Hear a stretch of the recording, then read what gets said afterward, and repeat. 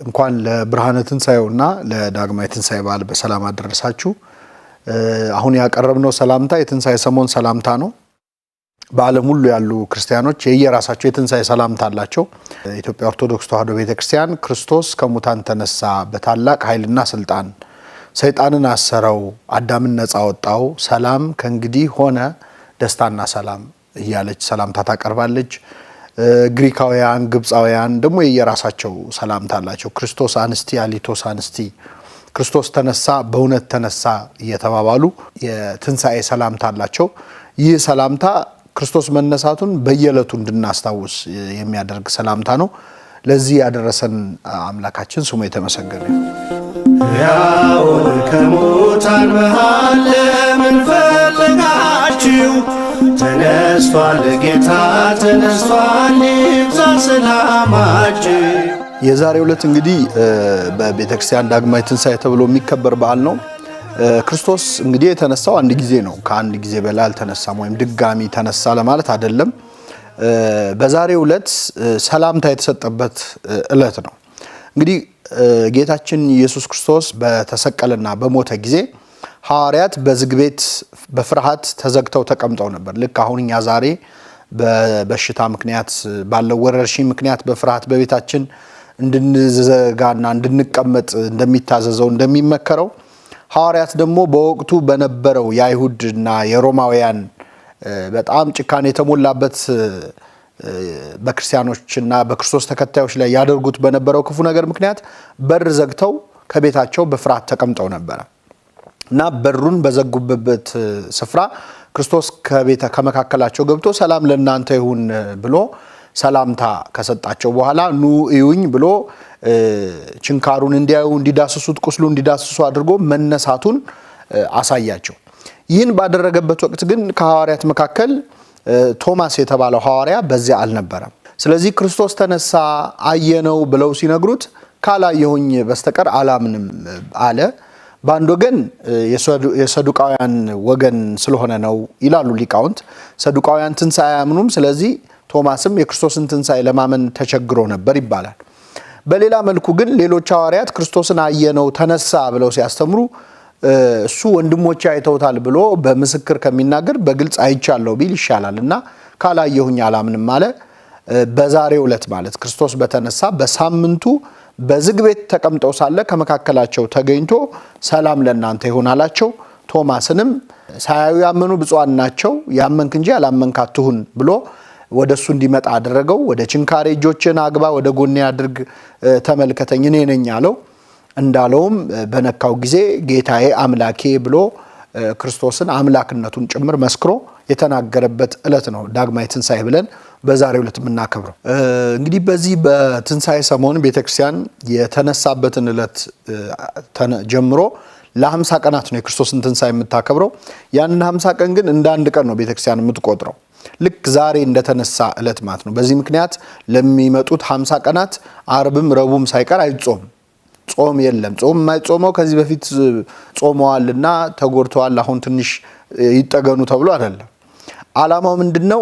ይህን ቀን እንደ መንግስተ ሰማያት ሕይወትና እንደ አንድ ቀን ስለሚታይ በዚህ 50 ቀን ውስጥ መጾም ማለት በትንሣኤ ዕለት እንደ መጾም ተደርጎ ስለሚቆጠር ነው። እና ይህ ወራት አንድ ነው። እንግዲህ የሚሰበከው ምስባክ ከትንሣኤ ዕለት የተሰበከው ምስባክ በዛሬው ዕለት ይሰበካል። በመዝሙረ ዳዊት መዝሙር 77 ላይ እግዚአብሔር ከእንቅልፍ እንደሚነቃ ተነሳ፣ የወይን ስካር እንደተወው እንደ ኃያል ሰው የሚል ቃል አለ። ይህንን ዲያቆናት በዜማ በቅዳሴ መካከል ያዜሙታል። የክርስቶስን ትንሣኤ አስመልክቶ ከተነገሩ ትንቢቶች አንዱ የዳዊት መዝሙር ላይ ያለው መዝሙር 77:65 ላይ እግዚአብሔር ከእንቅልፍ እንደሚነቃ ተነሳ፣ የወይን ስካር እንደተወው እንደ ኃያል ሰው የሚለው ነው። እንግዲህ የክርስቶስ ትንሣኤ እና ሞት በዳዊት መዝሙር እንቅልፍ እና ስካር ተብሎ ተጠርቷል። እግዚአብሔር ከእንቅልፍ እንደሚነቃ ተነሳ ሲል የክርስቶስን መሞት እንቅልፍ ብሎታል። እንግዲህ ሞት በመጽሐፍ ቅዱስ በክርስቶስ ብቻ አይደለም፣ በአጠቃላይ እንቅልፍ ተብሎ ይጠራል። ሞት እንቅልፍ ተብሎ የሚጠራባቸው ብዙ ምክንያቶች አሉ። እንደ የተወሰኑትን ለማንሳት አንድ ሰው እንቅልፍ አለመተኛት አይችልም። በህይወት ዘመናችን ከምንኖረው እድሜያችን የሚበዛውን ተኝተን ነው የምናሳልፈው። ሰው ለአንድ ቀን ለሁለት ቀን እንደምንም ታግሶ አለመተኛት ይችል ይሆናል እንጂ ጭራሽ ሳይተኛ መኖር አይችልም። ሳይሞትም መቀጠል አይችልም። ከኛ አቅም በላይ ነው። የምንተኛውም የምንነሳውም በእግዚአብሔር ፈቃድ ነው። ሰው በፈለገ ሰዓት እንቅልፉን ማምጣት አይችልም። በፈለገ ሰዓት ከእንቅልፉን መንቃት አይችልም። እንደዚሁ ሞትም ትንሣኤም ከሰው አይምሮ ወይም ከሰው አቅም በላይ መሆኑን ለማሳየት ሞት እንቅልፍ ተብሏል። ሌላው ሞትን እንደ እንቅልፍ እንድናየው ነው። አሁን እኛ ብዙ ጊዜ በጣም የምንፈራው ሞትን ነው። ለምን? በቃ የመጨረሻ አድርገን ስለምናየው። በመንፈሳዊ አይን ሞት ጅማሬ ነው እንጂ ፍጻሜ አይደለም። የዘላለማዊ ሕይወት መጀመሪያ ነው። ልክ አንድ ሕፃን ልጅ ከእናቱ ማህፀን እንደሚወጣው ከምድር ማህፀን ደግሞ የምንወጣው በሞታችን ቀን ነው። ስለዚህ ለዘላለማዊ ሕይወት የልደት ቀን ይባላል። የበርዝዴይ ፎር ኢተርናል ላይፍ ይባላል። ለዘላለማዊ ሕይወት የምትወለድበት ቀን ማለት በዚህ ምድር ላይ የምትሞትበት ቀን ነው። ስለዚህ ሞትን እንቅልፍ ብሎ መጽሐፍ ቅዱስ ደጋግሞ ጠርቶታል። ሌላው ሰዎች ሲሞቱብን ከጎናችን ወንድምታችን አባት እናታችን ሲለየን በሞት እንዴት ማየት እንዳለብንም ለማሳየት መጽሐፍ ቅዱስ ሞትን እንቅልፍ ብሎ ጠርቶታል። ለምሳሌ አንድ ሰው እንቅልፍ ቢተኛ ወይኔ ተኛ ብለን አናለቅስም። ደረታችንን አንደቃም፣ ጸጉራችንን አንነጭም፣ ጥቁር አንለብስም። ለምን? የተኛው ሰው ከእንቅልፍ መነሳቱ አይቀርም ብለን ስለምናስብ። የሞተም መነሳቱ አይቀርም። ምናልባት በእንቅልፍ ደረጃ ፍጥነት ላይ ኖረው ይችላል እንጂ። ስለዚህ ቅዱስ ጳውሎስ በተሰሎንቄ መልእክቱ አንቀላፍተው ስላሉት ተስፋ እንደሌላቸው እንዳታዝኑ፣ ምክንያቱም የተኛ ይነሳል ብላችሁ እንደምታስቡ የሞተም ይነሳል ብላችሁ አስቡ ብሎ ተናግሯል። በዚህ ምክንያት ሞት እንቅልፍ ተብሎ ተጠርቷል። የክርስቶስ ሞት በተለይ እንቅልፍ ይመስላል። ለምንድን ነው? እንግዲህ አባቶቻችን ይህንን ምስባክ በትንሣኤ ዕለት ሲያሰብኩ ምክንያታቸው የክርስቶስ ሞት ከእንቅልፍ ጋር በትክክል ስለሚያያዝ ነው። በስጋው ቢሞትም በመለኮቱ በመንፈስ ሕያው ነበር ክርስቶስ። የክርስቶስ ሞት እንቅልፍ እንዲባል አንዱ ምክንያት ክርስቶስ በስጋው ቢሞትም በመለኮቱ ሕያው ነው። በስጋ ሞተ፣ በመንፈስ ግን ሕያው ሆነ ተብሏል እና እንደውም ከመጀመሪያው እንቅልፍ ተኚ ሰው ከአዳም ታሪክ ጋር በዚህ ማገናኘት እንችላለን። አዳም በገነት መካከል ተኝቶ ነበረ። የመጀመሪያውን እንቅልፍ ተኛ ይላል ቅዱስ ኤፍሬም ሶሪያዊ በኦሪት ዘፍጥረት ትርጓሜው። እና አዳም ተኝቶ እያለ ከጎኑ አጥንትን አንስቶ ሔዋንን ፈጠራት። ከዚያ በኋላ አዲስ ሕይወት ተተካ ማለት ነው። ከአዳም ጎን ሔዋን ተገኘች። ይህ የመጀመሪያው አዳም ታሪክ በዕለተ ዓርብ ተፈጽሟል። ለሁለተኛው አዳም ለክርስቶስ ማለት ነው።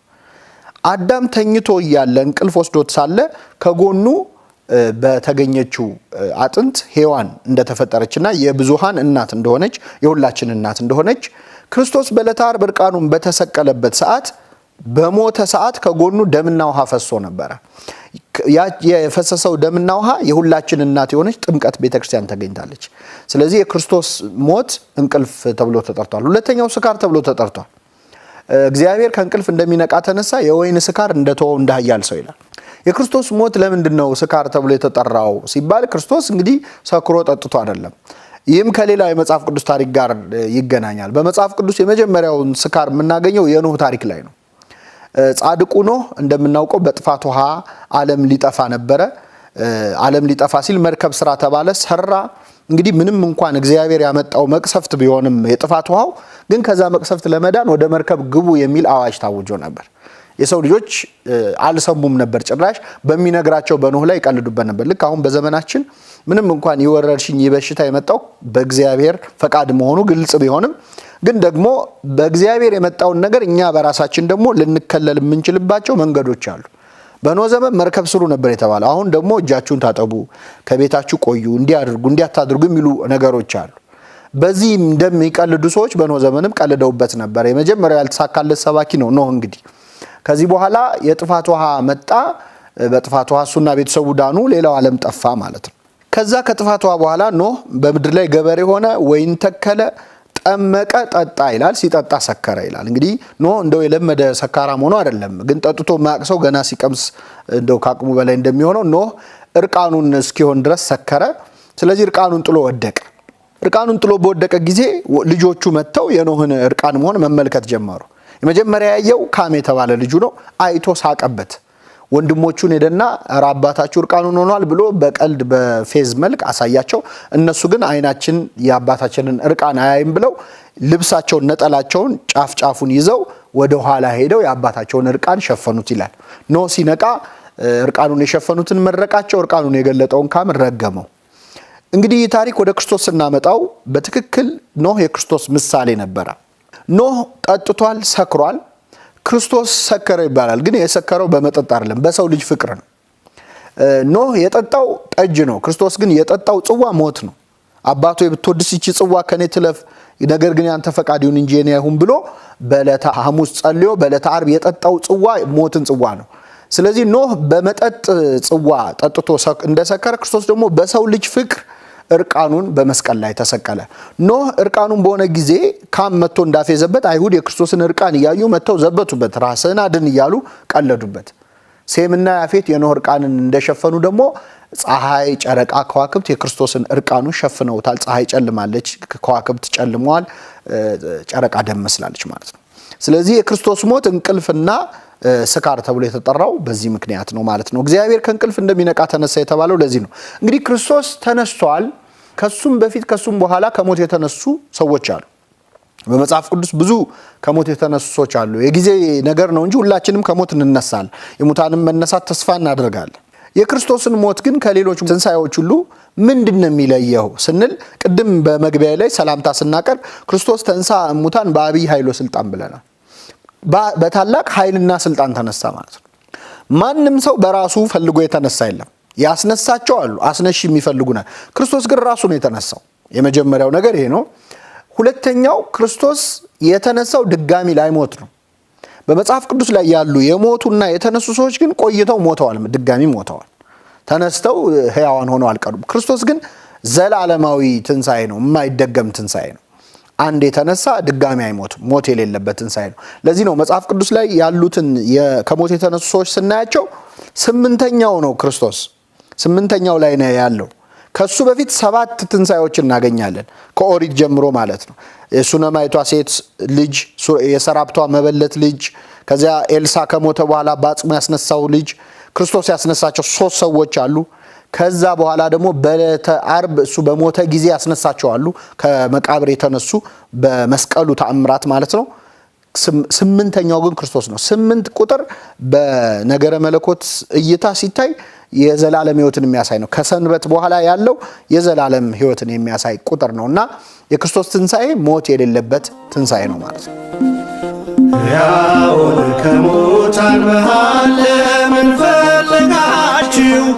ተነስቷል ጌታ ተነስቷል፣ ይብዛ ሰላማችሁ። እንግዲህ ክርስቶስ በዚህች ምድር ላይ በተመላለሰበት ጊዜ ከሞት ያስነሳቸው ሰዎች አሉ። በዕለተ ዓርብ ከማስነሳቱ በፊት በማስተማሩ ጊዜ 3 ሰዎችን ከሞት አስነስቷል። በስምና በታሪክ በትክክል የተጻፉ ሰዎች 3 ሰው ብቻ ያስነሳው አቅቶት አይደለም። እሱ እግሩ እንደረገጠ ምድር ላይ ያሉትን ሙታን በሙሉ ማስነሳት ይችላል። ግን አመጣጡ ከሁለተኛው ሞት ሊያድነን ነው እንጂ ከዚህኛው ሞት አይደለም። ይሄኛው ሞት ወደዛኛው ዓለም መሸጋገሪያ ነው እንጂ መቅረት ያለበት ነገርም አይደለም። እንደውም የምህረቱ አካል ነው። በዚህ በሚፈርስ በሚበሰብስ አካል እድሜ ልክ ከምንኖር ሞት የሚባል ነገር አምጥቶ ወደ ዘላለማዊ ሕይወት ሊያመጣን እግዚአብሔር ለምህረቱ ያደረገው ነገር ነው እና ክርስቶስ 3 ሰዎችን ያስነሳው። የመጀመሪያ ያስነሳው የ12 ዓመት ሕፃን ልጅ ነች።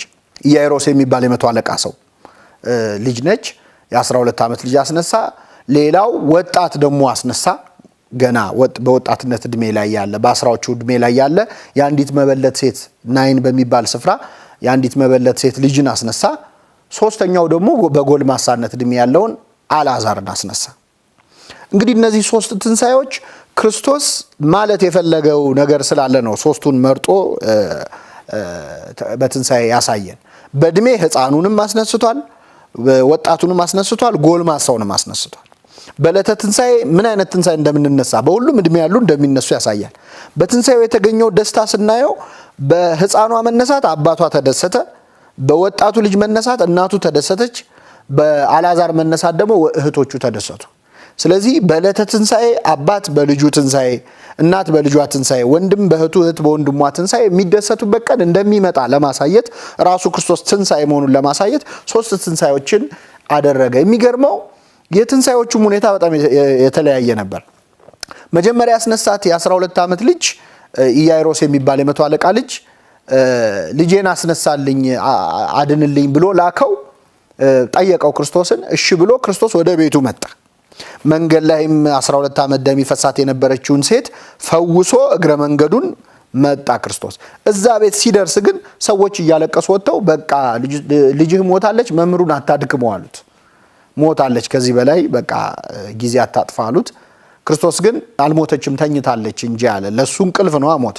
እንግዲህ ለክርስቶስ ሞት እንቅልፍ ቅድም ብለናል። ሁለተኛ እኛ የተኛ ሰው ለመቀስቀስ ከምናደርገው ጥረት እሱ የሞተ ለማስነሳት ይቀለዋል።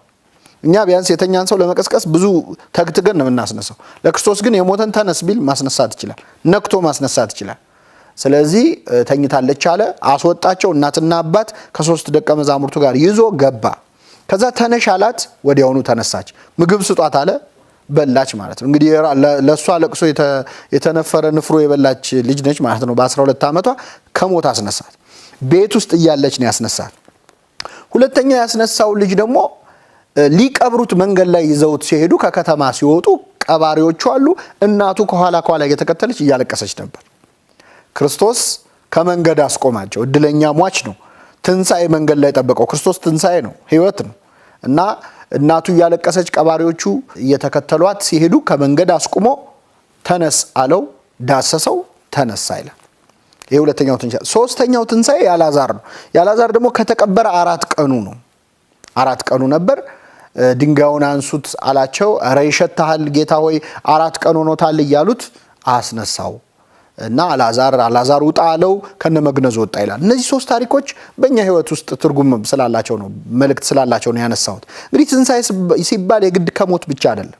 ሞት 3 አይነት ነው። አንደኛው ሰው እዚህ ምድር ላይ ያለ የሚሞተው ሞት አለ። ይኸውም ምንድነው? ሕይወቱ በኃጢአት በክፉ ነገር ውስጥ ከገባ ቢኖርም እንደሞተ ነው። መጽሐፍ ቅዱስ ደጋግሞ ስለዚህ ነገር ይናገራል።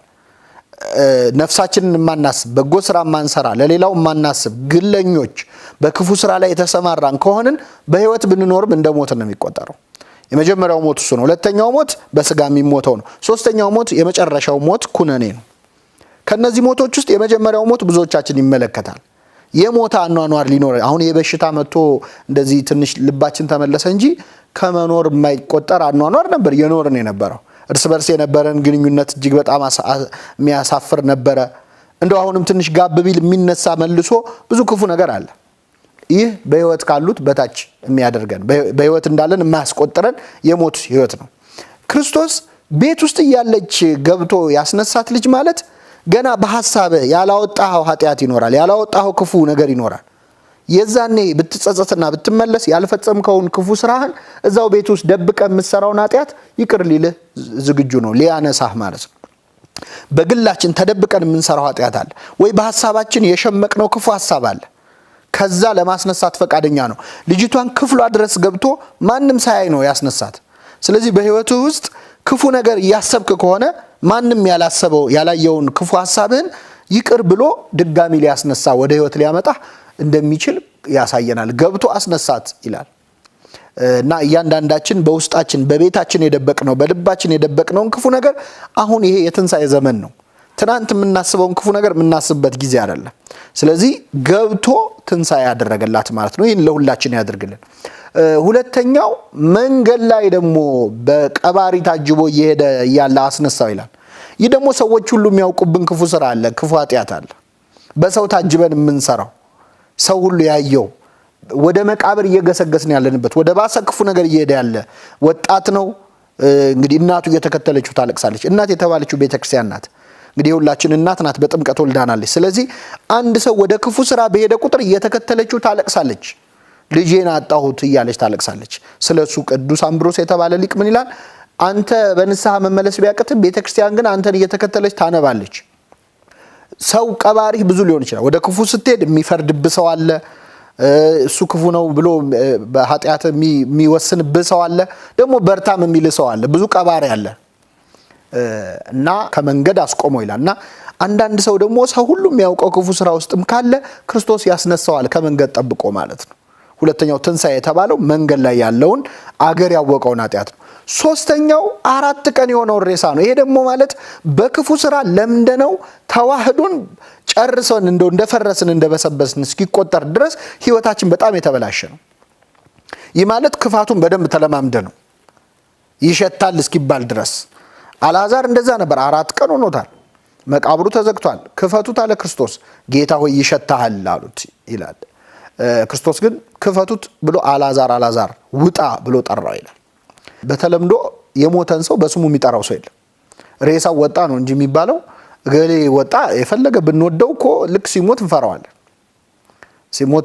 ሬሳ አጠገቡ መሆንም አንፈልግም። ሬሳ ማለት ነው የበሰበሰን ነገር ነው። አስከሬን ማደሪያ ማለት ነው። ትንሽ የተሻለው ስም ነው። በስሙ ግን አንጠራው።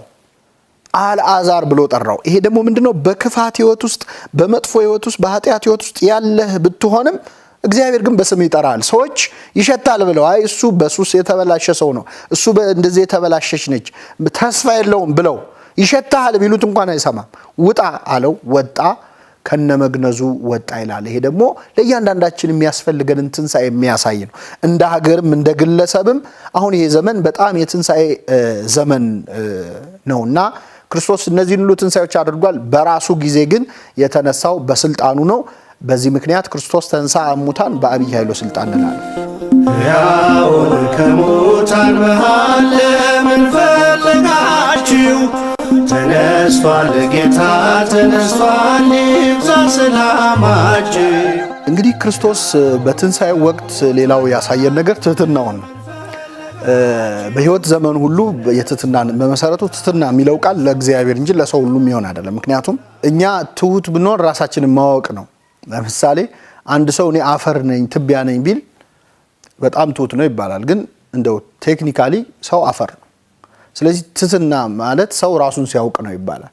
በትክክል ማን መሆንን ስታውቅ ለአንተ ትህትና ነው። ለእግዚአብሔር ግን ልዑል አምላክ የከበረው አምላክ ሰው መሆኑ ዝቅ ማለቱ ትህትና ተብሎ ይነገራል። ለእኛ ግን ራሳችንን ማወቃችን ራሱ እንደ ትህትና ይቆጠራል። እና ክርስቶስ በትህትና ነው ልደቱም ትንሣኤው። ሲወለድ በሌሊት ነው። ማንም እልል ብላችሁ ወጥታችሁ ነጭ ለብሳችሁ ተቀበሉኝ ሳይል ማንም ሳያው ነው የተወለደው።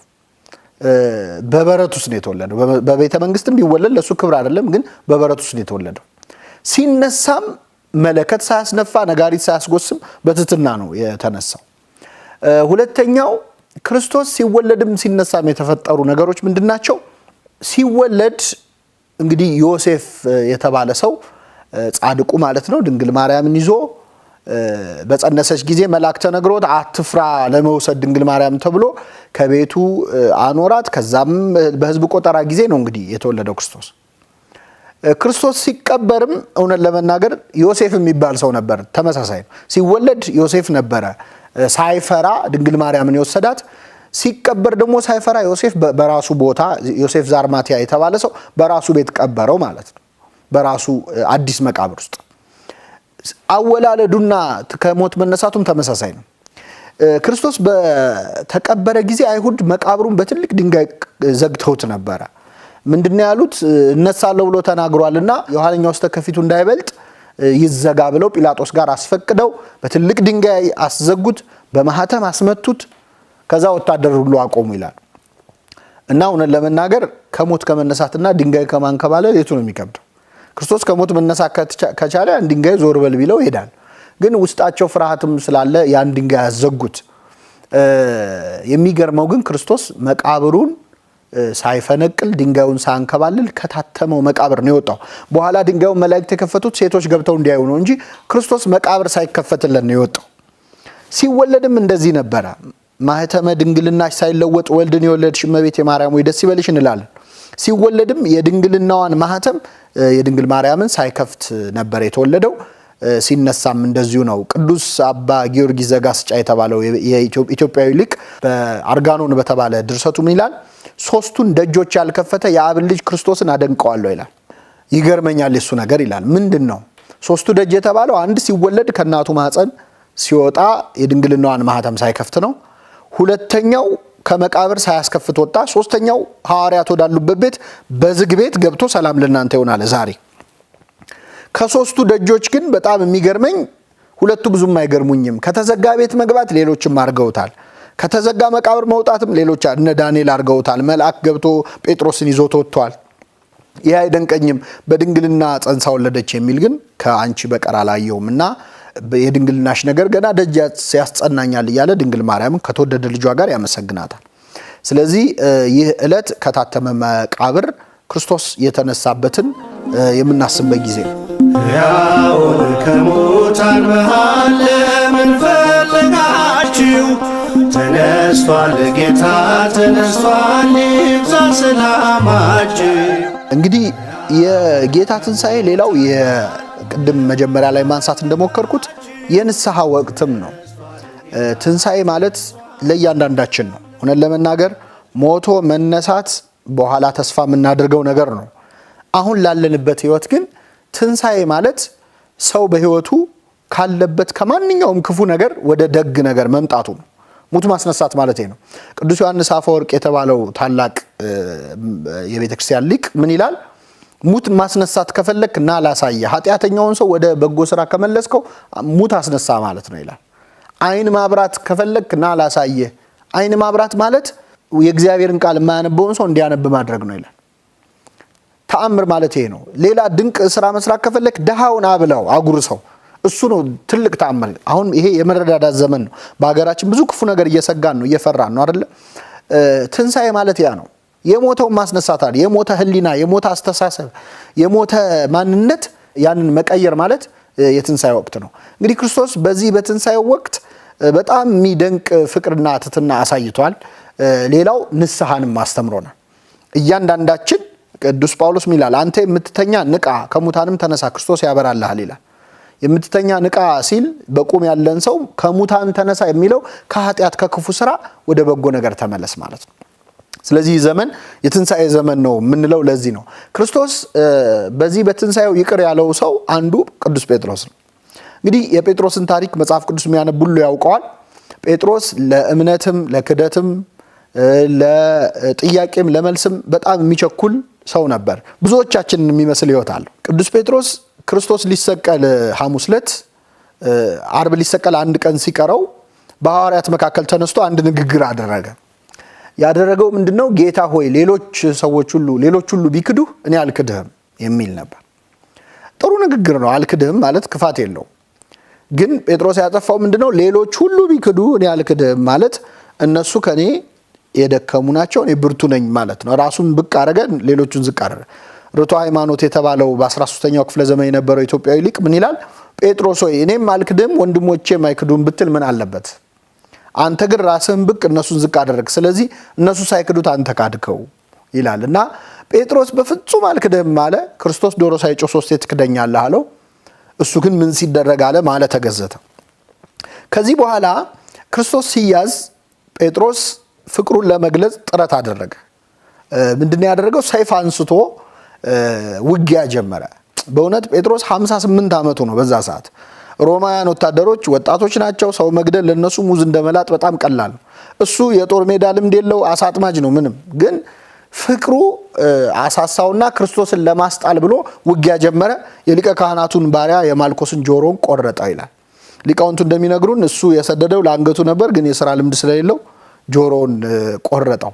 ክርስቶስ በዚህ ጆሮ መቆረጥ ምክንያት ነገር እንዳይመጣበት ብሎ የዚያን ሰው ጆሮ ፈወሰለት ይላል። የማልኮስን ጆሮ እዚህ ላይ የምናስተውለው መሬት ላይ ጆሮ ፈልጎ አንስቶ ገጠም አይልም። አዲስ ጆሮ ነው የሰጠው። ነገሩ ብዙ ክፉ ነገር ሲሰማ የኖረበት ጆሮ ምንም አያደርግለትም።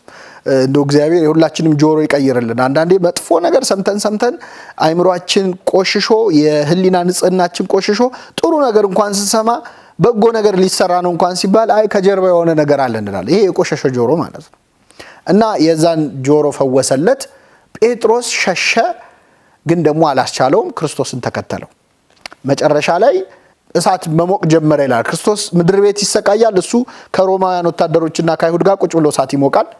በኋላ ጴጥሮስ ንግግሩ እንግዲህ የገጠር ሰው ነበረ። እንግዲህ 12ቱ ሐዋርያት ውስጥ 11ዱ የገሊላ ሰዎች ናቸው፣ የገጠር ሰዎች ናቸው። ይሁዳ ነው የከተማ ሰው። እና 11ዱን አነጋገራቸው ስለሚያስታውቅ አንተ ከሱ ጋር አልነበርክ ብለው በጣም አጣደፉት። ክርስቶስን አላውቀውም ብሎ ማለ ተገዘተ፣ ካደ ማለት ነው። እንግዲህ ዶሮ ጮኸ፣ ጴጥሮስ ወጥቶ ተጸጸተ። ይህን ታሪክ ለምን አነሳሁት? ክርስቶስ ጴጥሮስን ይቅር ብሎታል ወይ? ከትንሣኤ በኋላ ያጠፋውን ጥፋት ስንል ብሎታል። ይቅር እንዳለው 2 ነገሮችን ምሳሌ አድርገን ማሳየት እንችላለን። አንደኛ በተነሳ ጊዜ መላእክትን ልኮ ክርስቶስ አብስሯቸው ነበር ለሴቶቹም ለሐዋርያቱም። እና ምንድነው የጌታ መልእክት?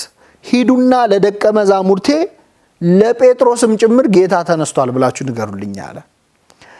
ጴጥሮስም በስሙ የጠራው ለምንድነው? ሐሙስ ዕለት ስለካደው እሱ አይመለከተውም ብለው 3 ክዶታል ብለው ይሰርዙታል። እኛ ሰው ከመዝገብ ላይ ለማጥፋት በጣም ነው የምንቸኩለው።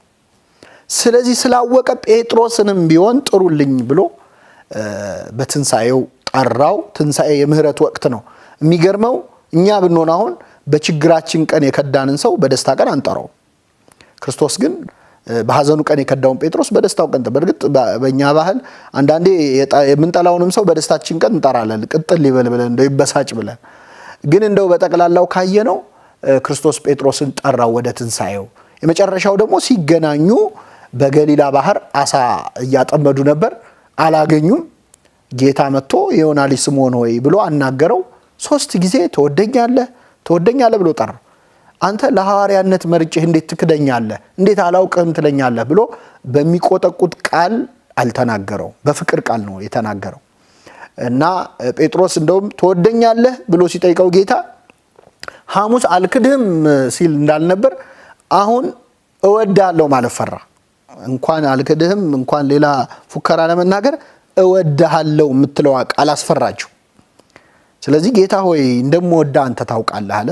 በጎቼን ጠብቅ፣ ግልገሎቼን ጠብቅ፣ ጠቦቶቼን አሰማራ ብሎ የበለጠ ሾመው እና ቂም በቀል መተው እንዳለብን ትናንትና እንዲያርጎኛል ትናንት እንዲያርጋኛለች ብለን ሁኔታዎች ሲመቻቹልን ሰዎችን የምናጠቃ ያስታወስን። እንግዲህ ትንሳኤ ስቅለት ሲባል ተግባራዊ ይሁን ከተባለ የኛ ህይወት ላይ ነው። አንተ ትናንት የበደለህን ሰው ቀን ጠብቀህ ዛሬ ልክ አስገባዋለሁ የምትል ከሆነ ሙት ነህ። ትንሳኤ አይመለከትም አንተን ማለት ነው። ክርስቶስ ጠብቆ መበቀያ አይደለም ያደረገው። ጠብቆ ጴጥሮስን አላሸማቀቀውም። የይቅርታ የምህረት ዘመን ነውና እግዚአብሔር ይህንን ነገር ለኛ ያመጣው ለዚህ ነው። ትንሳኤውን ካሰብን አይቀር ይህን የምትሰሙ ሰዎች ምናልባት የሆነ የተቀየማችሁት ሰው ሊኖር ይችላል። የሆነ ማታናግረው ሰው የሱ እንኳን በቃ የሱ ነገር ምንለው ሰው ይኖራል። በጣም ምንጠላው ሰው፣ ምንመረርበት ሰው። እንደዚህ ሆነ እንዴት ትንሳኤ እናከብራለን? ትንሳኤ በሞት ይከበራል እንዴ?